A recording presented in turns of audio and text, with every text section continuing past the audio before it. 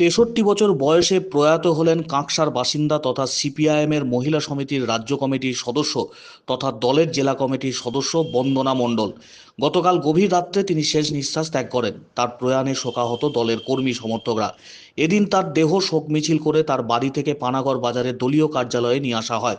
সেখানে তাকে শেষ শ্রদ্ধা জানান দলের কর্মী সমর্থকরা।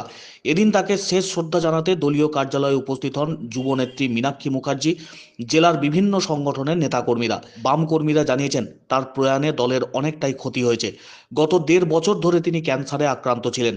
নেত্রীর মৃত্যুর খবর পেয়ে সকলেই শোকাহত হয়ে পড়েছেন। তার রাজনৈতিক জীবনে তার দেখানো পথ তারা অনুসরণ করে চলবেন আগামী দিনে। পানাগড় বাজারে সিপিআইএমের দলীয় কার্যালয়ে শেষ শ্রদ্ধা জানানোর পর বন্দনা মণ্ডলের দেহ নিয়ে যাওয়া হবে কাঁকসার একটি বেসরকারি হাসপাতালে। কর্মীরা জানিয়েছেন মৃত্যুর আগে তিনি তার দেহ মানুষের কল্যাণের এবং চিকিৎসার উন্নতির জন্য দান করে গেছেন। সেই মতো তার দেহ দান করা হবে কাঁকসার মলানদিঘির একটি বেসরকারি হাসপাতালে।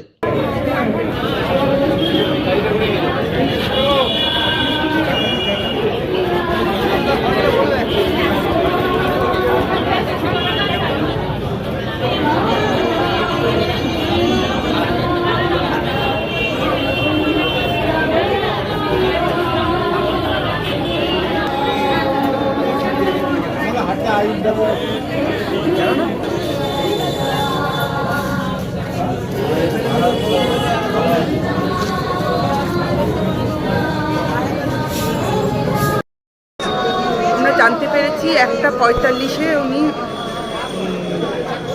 মারা গেছে। কতটা ক্ষতি হলো তোমার দলে, কতটা ক্ষতি হলো? অনেক, মানে মানে বলে বোঝানো যাবে না যে দলের আমাদের কতটা ক্ষতি হলো। আমাদের মহিলা সংগঠনের উনি মানে মাথা ছিলেন, ওনার ইয়েতেই আমরা চলতাম। উনি যেটাই বলতেন, উনি যেটা বলতেন আমরা সেটাই করতাম। ওনার জন্য আমরা একদম ভেঙে পড়েছি। মানে এরপরে কি মানে আপনাদের পরিকল্পনা রয়েছে?